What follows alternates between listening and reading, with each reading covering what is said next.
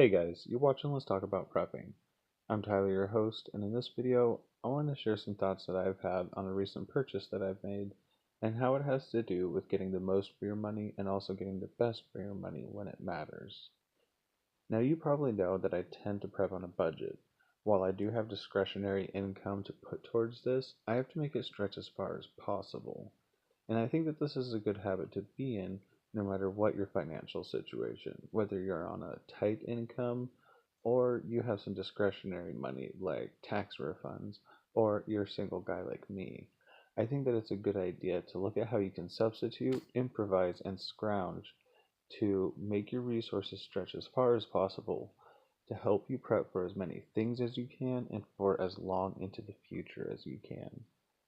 But I do think that there are some arenas, for instance, medicine, firearms, and other types of equipment, where you should not improvise or go cheap, because going cheap in certain places could end up costing you a lot more in the long run, whether that's something as simple and benign as having to replace an object with a better alternative, or finding yourself in a crisis where you rely on that in a life and death situation and finding out that it has failed you with catastrophic results. I do think that it's important to be able to discern the difference between things that you can substitute, improvise, and go cheap on, and things that you need to take the next step up and make sure that you have the good option so that you're well covered in that arena. Now, the thing that I'm talking about today is by no means a necessity when it comes to survival or even prepping, but it's something that is going to be handy around the house and in things that we already do, and it's going to facilitate something that I needed done. What I'm talking about today is this shredder attachment for the KitchenAid standing mixer. Now, KitchenAid is a reliable, good brand.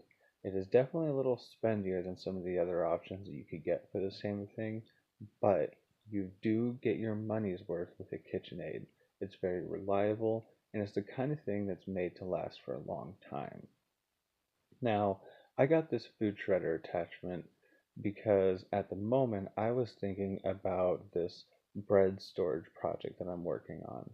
I wanted to find a way to crumb large amounts of bread reliably, and I decided that this food shredder attachment might be a good option, and it's turned out to be great. Now, it did cost a little bit of money, $40 for the whole setup, but I got a few different attachments that will facilitate the shredding of food in our everyday food processing needs here at home. And because it's a KitchenAid attachment, I know that it's reliable and will withstand a lot of use. It was pretty much exactly the same price as a standalone electric mandolin slicing unit.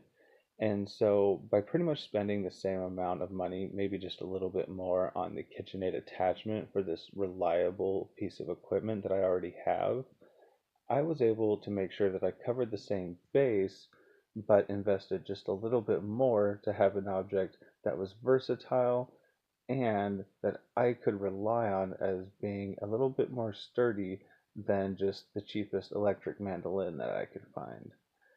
Now, this is normally the kind of purchase that I would hesitate at, and in fact, it took me at least a week to decide to finally go through with this purchase, because in my mind, $40 is a lot of money that I could put towards other things. For instance, that's at least four 20-pound bags of rice, and that's a lot of food. And that's how I think about a lot of the purchases that I make. But this is a reliable piece of equipment from a good company, and I can be sure that it'll last for quite a while. And even though a collapse or an emergency might come along that renders it useless through the collapse of the grid or through an EMP, it is also something which could last for many years of use and be very handy for my family, aside from the fact that it's proving to be very good for crumbing up this bread, which might help me to store large amounts of calories basically for free, because I can discount this purchase as being subsidized by all the use that it'll get in other ways around the house. We shred quite a bit of cheese and other things here, like veggies. So I just wanted to share this as an example to get you guys thinking about what things you do want to spend good money on and what things you want to try to go cheap on. I would love to hear what you guys have to think on the subject. What are some things that you think just cannot be substituted or gone cheaply on? And what ways you like to save money, whether that's scavenging or simply finding the cheapest possible alternative for something that a lot of people tend to spend a little bit extra money on. Anyways, thanks for watching. I hope it was interesting, and I hope you'll stick around with Let's Talk About Prepping for future videos. Stay safe out there, everyone.